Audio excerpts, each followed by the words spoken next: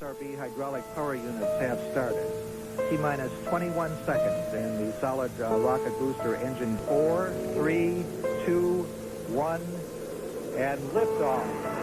Liftoff of the 25th Space Shuttle mission, and it has cleared the tower.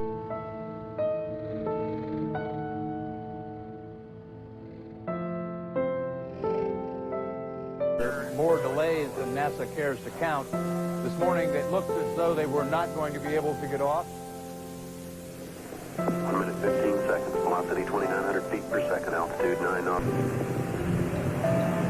Looks like a couple of the solid rocket boosters blew away from the side of the shuttle in an explosion.